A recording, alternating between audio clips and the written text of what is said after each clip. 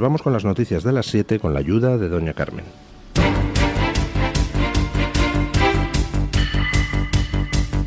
Luis del Pino es Radio Libertad. La Unión Europea exige formar parte de las negociaciones de paz en Ucrania tras sentirse excluida de las conversaciones iniciadas por el presidente de Estados Unidos, Donald Trump, con Vladimir Putin. Líderes europeos como Antonio Costa o Kaja Kallas han advertido que cualquier acuerdo sin la Unión Europea y Kiev va a fracasar y va a poner en riesgo la seguridad de todo el continente europeo.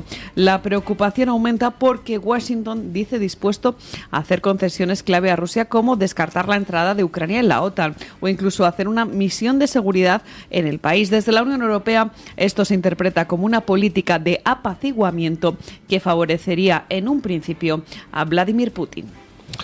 Hombre, que la Unión Europea interpreta esto como una política de apaciguamiento. ¿Y cómo interpretamos el hecho de que la Unión Europea sea el mayor comprador de gas natural licuado a Rusia? Durante la invasión de Ucrania, la Unión Europea compra gas natural licuado a Rusia. Solo España le compra 200 millones de euros, más o menos, cada mes. Bélgica todavía más. ¿En qué lado está la Unión Europea? ¿En el lado de Ucrania o en el lado de Rusia? He publicado un par de gráficos en mi cuenta de Twitter, donde pueden ver ustedes quién está comprando hidrocarburos rusos y donde pueden ver ustedes la ayuda a Ucrania. ¿Quién está ayudando a Ucrania? Resulta que lo que la Unión Europea da en ayuda de todo tipo, financiera, humanitaria, militar, por cierto, la militar es pequeñita, lo que da en ayuda de todo tipo lo compensa comprándole hidrocarburos a Putin. Petróleo crudo, gas natural licuado, gas a través del gasoducto. Es decir, con una mano fingimos ayudar a Ucrania y con la otra ayudamos a Putin a financiar el machaque a los ucranianos, a financiar su gasto militar que utiliza, por supuesto, contra Ucrania. Lo repito, ¿en qué lado de la mesa de negociación se tendría que sentar la Unión Europea? ¿En el lado de Ucrania o en el lado de Rusia? Porque quien financia el gasto militar de Putin, pues parece que colabora un poquito con el agresor, ¿no? Vamos a ver. Llevamos 3 años de guerra. Una guerra donde el que pone la mayor parte del dinero es Estados Unidos. Estados Unidos es con mucho el que más ayuda militar ha proporcionado a Ucrania, y en ayuda total Estados Unidos pone muchísimo más que la Unión Europea. Estados Unidos pone la mayor parte de la pasta, los ucranianos ponen los muertos y la Unión Europea se dedica a comprarle a Putin hidrocarburos para que Putin pueda comprar armas con las que machacar a Ucrania. Pues está muy bien el asunto.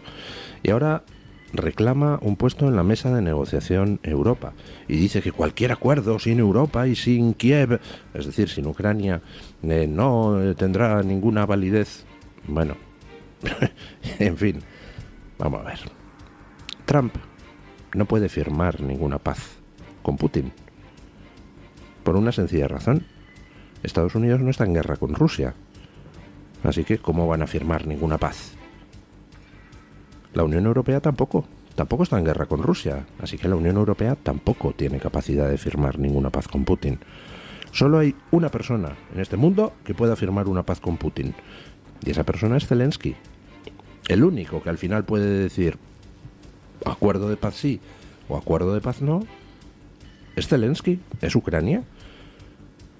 Trump no tiene ninguna posibilidad, y la Unión Europea tampoco, de ordenar a Zelensky que firme la paz. Entonces, ¿de qué estamos hablando? ¿Qué puede hacer Trump? Pues Trump solo puede hacer una cosa, que es decir, oye, mira, si queréis prolongar la guerra de Ucrania, estupendo, pero no voy a poner $1 más. Eso es lo único que puede hacer Trump, es la única posibilidad de presión que tiene Trump sobre Ucrania para que Ucrania firme una paz con Rusia. Por tanto, si esa es la única posibilidad de presión, anda, pues resulta que hay una solución muy fácil. Europa dice que no quiere los esfuerzos de paz de Trump. Pues ningún problema. Que Europa asuma el gasto en ayuda a Ucrania que ahora está haciendo Estados Unidos y asunto arreglado, ¿no? Es decir, Europa no puede decir que Trump está traicionando a Ucrania. Oiga, pues tiene fácil solución. Venga, pongamos el dinero los europeos. Y ya está, se acabó el problema. Ucrania recibe una pasta inmensa desde Estados Unidos, que se ha gastado ya más de 70.000 millones de dólares en ayuda de todo tipo a Ucrania. Vale, pues si Estados Unidos dice que no va a poner $1 más, que es lo que han votado los americanos, lo recuerdo, bueno, pues entonces, si Estados Unidos no pone $1 más, nosotros cubrimos lo que Estados Unidos no ponga. Asunto resuelto. Y la situación sigue como está, con Ucrania y Putin pegándose, la Unión Europea ayudando a Putin a financiar su gasto militar y por otro lado, con la otra mano, fingiendo que ayuda a Ucrania y todas esas cosas. Adelante con los faroles. ¿No? Por tanto, ¿a qué viene tanto escándalo y tanto ruido? Tenemos la solución en nuestra mano, pongamos nosotros la pasta.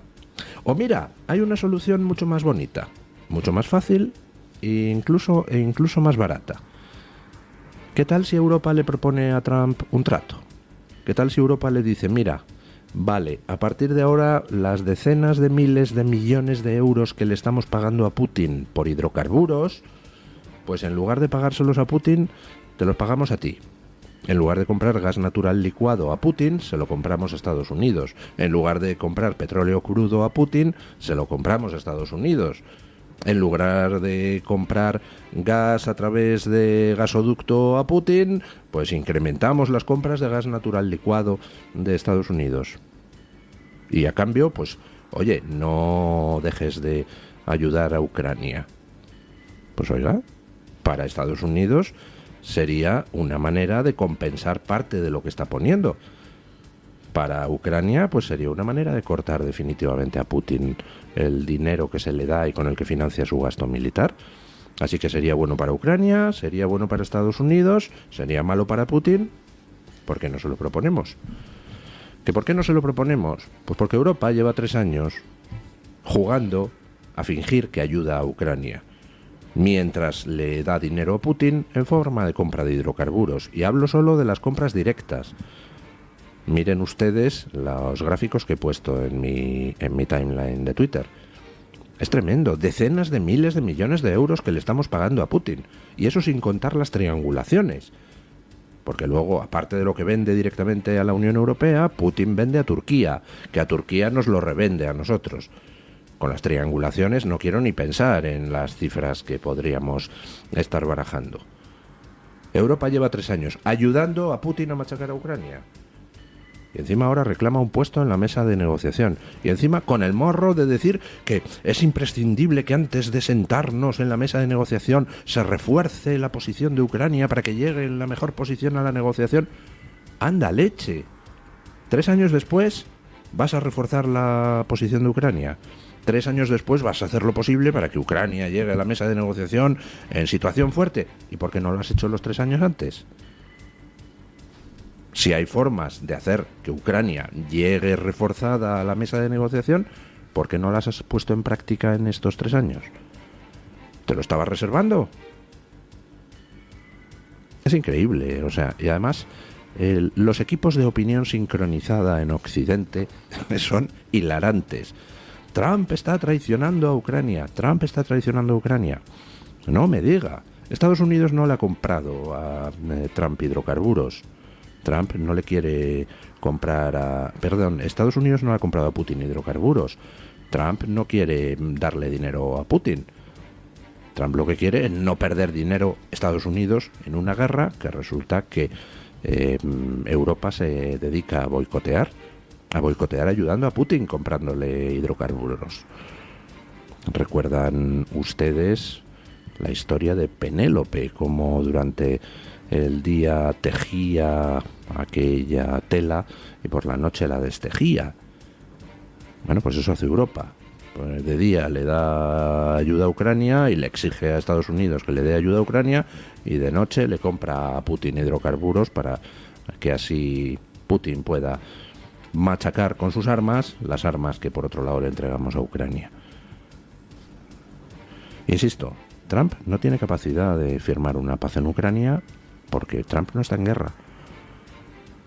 El único que puede firmarla es Zelensky. ¿Europa no quiere que haya paz en Ucrania? Estupendo, asumamos nosotros el gasto que Estados Unidos está haciendo, ¿no? O comprometámonos con Estados Unidos a dejar de comprar hidrocarburos a Putin y a comprárselos a Estados Unidos. En fin, el ejercicio de hipocresía es hilarante, o mejor dicho, lo sería, porque al final el problema es que mientras que la Unión Europea se dedica a financiar a Putin y a criticar a Trump, quien pone los muertos es Ucrania. Al menos yo enviaría a Ursula von der Leyen a dar barrigazos al frente ucraniano, a demostrar con el ejemplo que Europa está muy comprometida con la defensa de Ucrania. Miren, váyanse a pastar. Mientras tanto, pues Estados Unidos sigue a lo suyo. Estados Unidos sigue con un presidente que ha sido elegido por los americanos para defender los intereses de los americanos, que, por ejemplo, consisten en no gastarse dinero en una guerra que Europa se encarga de hacer inútil. ¿Qué es lo que está haciendo Estados Unidos? Pues reunirse bilateralmente con cada país y llegar a acuerdos beneficiosos para ambas partes, que serán perjudiciales para terceros, por supuesto. Por ejemplo, Estados Unidos y la India han acordado una serie de cosas que tienen bastante sentido desde el punto de vista de la India y de Estados Unidos. Y que, por cierto, a quien perjudican es a Putin y a otros países suministradores de hidrocarburos. Escuchen. Vamos con otra noticia que deja el cambio de rumbo de la Casa Blanca desde la llegada de Donald Trump. Estados Unidos e India han acordado iniciar negociaciones para reducir su desequilibrio comercial, que actualmente alcanza los 100.000 millones de dólares en favor de India. El propio presidente Donald Trump anunció en una rueda de prensa tras su reunión con el primer ministro indio Narendra Modi que la India ha acordado comprar cantidades de petróleo masivas, así como de gas estadounidenses, y va a contratar a empresas norteamericanas para construir centrales nucleares. Como gestos de acercamiento, Modi también ha reducido aranceles a motocicletas de alta gama, ha aceptado la deportación de inmigrantes desde Estados Unidos y ha prometido una mayor represión contra la inmigración ilegal. Además, la India comprará aviones de combate F-35, fortaleciendo así su relación militar con Washington. Antes de reunirse con Donald Trump, el primer ministro indio también se encontró con Elon Musk para hablar sobre tecnología, movilidad y carrera espacial. Este acercamiento refuerza la estrategia de Estados Unidos de consolidar a la India como aliado frente al ascenso de China. A ver, ¿ustedes qué creen que es más letal para Putin y para China? ¿Que nos dediquemos a comprarle a Putin hidrocarburos mientras fingimos que ayudamos a Ucrania? ¿O que lleguemos a un acuerdo con la India para que nos compre los hidrocarburos a nosotros en lugar de a Putin o a otros países? ¿Con cuál de las dos cosas pierde dinero Putin? Anda, pues si resulta que lo pierde con lo que hace Trump. Trump acaba de acordar con el primer ministro indio que a partir de ahora el petróleo se lo compra a él. Los hidrocarburos se los compra a él. La asistencia técnica para desarrollar energía nuclear se la compra a él. A Estados Unidos. Que las armas, los aviones, etcétera, se lo compra a él. Que además le va a ayudar a combatir la inmigración ilegal. Oiga, si la India pasa a comprar hidrocarburos a Estados Unidos, evidentemente se los deja de comprar a otros. ¿A quién? Por ejemplo, a Putin. ¿Ustedes con qué creen que pierde más Putin? ¿Con la estrategia de la Unión Europea o con la estrategia de Trump? Pues hombre, a mí me parece obvio. Además, el acuerdo con India tiene un aspecto geopolítico importante. En la reunión de la OTAN, el secretario de Defensa americano, Pete Hegseth, o como quiera que se pronuncie, ya dijo bien claro que Europa tiene que empezar a elevar su gasto militar porque el tema de armarse frente a Putin, se tienen que encargar los países europeos, que Estados Unidos está centrado en el enemigo fundamental con el que tiene en estos momentos una guerra no declarada en el Pacífico, que es China. La India es un aliado estratégico de cara a enfrentarse a China. India, pues hombre, es un país que, en fin, pues le queda todavía mucho para llegar a ser perfectamente desarrollado. Le queda todavía mucho que hacer en tema de progreso económico, pero está progresando mucho y es una democracia, la mayor democracia del planeta. China es una dictadura comunista sangrienta y asquerosa. Por tanto, hace muy bien Estados Unidos en estrechar las alianzas con India, como las está estrechando con Japón, como las está estrechando con Australia y como las está estrechando en todo el Pacífico, porque India tiene una política de expansionismo en el Pacífico muy preocupante. Por cierto, ayer retuiteé un hilo en Twitter muy interesante sobre un movimiento muy extraño que ha hecho el primer ministro británico hace no demasiado, que es eso de descolonizar el archipiélago Chagos y entregárselo a las Islas Mauricio. Es decir, no descoloniza Gibraltar para entregárselo a España, que es una democracia, pero descoloniza Chagos, que es donde está la base militar de Diego García, para entregárselo a las Islas Mauricio, que tienen un régimen, pues en fin, muy connivente con China. O sea que le está entregando a China una base en el Índico enormemente importante. ¿Por qué? Pues repito lo que llevo diciendo tanto tiempo. ¿Cuántos dirigentes europeos están trabajando al servicio de China? Porque esa es la pregunta. ¿Cuántos dirigentes europeos están fingiendo ser muy opuestos a Putin, mientras por otro lado se dedican a cortejar a China, a establecer negocios con China y a hacer caso omiso del expansionismo chino o de las violaciones de los derechos humanos en China? ¿A qué juega estratégicamente la clase política europea? ¿Juega a convertir Europa en una colonia china? ¿Juega a convertir Europa en una especie de patio trasero de los Estados Unidos al servicio de China? Porque me parece que no se ha dado suficiente relevancia a las declaraciones impresentables llegadas desde la Unión Europea diciendo que en vista de que Trump se retira del Acuerdo Climático de París y esas cosas, que será necesario reforzar los lazos con China. Vamos, que Europa quiere posicionarse contra la mayor democracia de Occidente y del lado de China. Lo bueno que tiene la llegada de Trump a la Casa Blanca es que se están empezando a caer todas las caretas. Y estamos viendo en qué bando del tablero está cada uno. En fin, y mientras tanto, dentro de Estados Unidos, pues el Partido Demócrata intenta parar el tsunami. ¿Cómo? Pues por ejemplo declarándose en rebeldía frente a algunas de las decisiones de Trump. Pero claro, el Trump de ahora no es el Trump de 2016, que llegó al poder sin tener realmente una estructura detrás, teniendo incluso a buena parte del Partido Republicano en contra. El Trump de ahora llega con una estructura detrás, con un Partido Republicano alineado muy mayoritariamente con él, salvo alguna excepción antediluviana. Y el Trump de ahora llega pues dispuesto a hacer algo muy simple, que es gobernar. Y si se ponen sobre la mesa leyes, las leyes se respetan. Y si no se respetan, pues la justicia actúa, escuchen.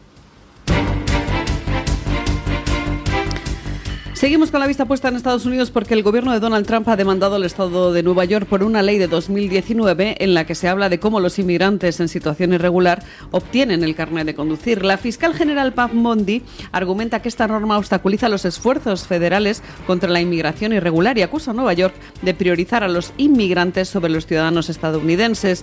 Esta acción legal sigue una demanda previa contra Illinois y forma parte de la ofensiva de Donald Trump contra los llamados estados santuario, que limitan la cooperación contra las autoridades migratorias y la entorpecen. De hecho, desde su regreso a la Casa Blanca, Trump ha declarado una emergencia nacional en la frontera con México y sostiene que los inmigrantes irregulares representan una amenaza para la seguridad del país. Bueno, Trump, a través de la fiscal general del estado, Pam Bondi, Pues está dispuesto a llevar ante la justicia a todo aquel que intente entorpecer las normativas. Y en las normativas referidas a cualquier cosa, pero en particular estamos hablando de las normativas referidas a todo el tema de la gestión de la inmigración irregular. Hay estados, ciudades que dicen, no, esto es un estado o ciudad santuario. Bueno, sí, estupendo. Pues va a ser impresionante verte regir tu estado o ciudad santuario desde alguna galería de la cárcel, porque la ley está para cumplirse. Y aquí nadie puede coger y decir, no, en mi ciudad a los inmigrantes irregulares les aceptamos, digan lo que digan las leyes federales. Bueno, pues va a ser que no.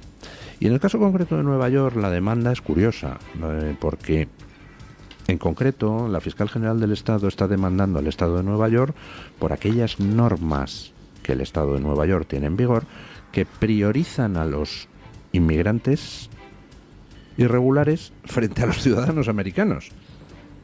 ¿Les suena a ustedes eso? ¿Les suena eso de que alguien en situación de inmigración irregular pueda tener derechos superiores a quien es un ciudadano del país o un inmigrante legal?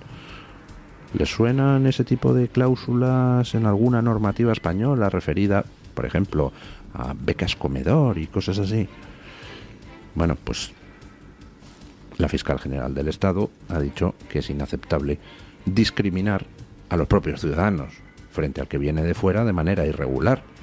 Y por tanto va a proceder contra Nueva York para que esas normas que priorizan al inmigrante irregular, es decir, que le dan facilidades que no tiene el ciudadano común, pues se deroguen. Por cierto, hace poco salió una noticia de que una ONG que recibe decenas de millones de euros del gobierno español para temas de atención a inmigración irregular ha comprado 100 pisos en Canarias donde aloja a los inmigrantes irregulares a razón de 340 euros mes. ¿Cuántos españoles no logran encontrar un alquiler de 340 euros mes? Pregunto. ¿Cómo es posible que eso se haga en España?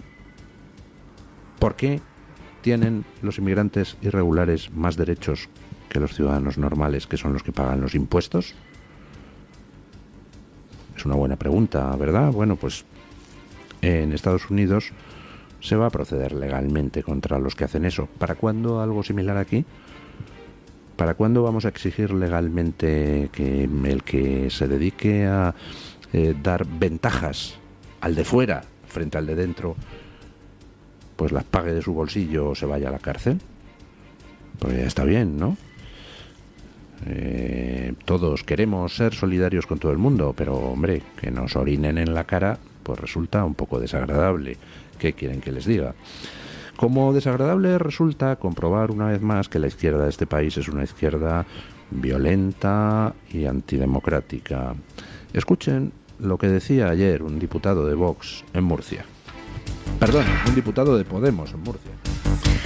Terminamos el repaso de las noticias con un comentario fuera de tono que ha realizado un miembro de Podemos en forma de amenaza directa. El diputado de Podemos en la Asamblea de Murcia, Víctor Ejío, hizo una propuesta supuestamente irónica durante el debate sobre una moción de Vox para restaurar el tiro al pichón en la región de Murcia. Desde Podemos siempre venimos con propuestas para que no nos digan que solo criticamos. Y les vamos a proponer una nueva modalidad deportiva. En lugar del tiro al pichón, les vamos a proponer el tiro al fachón.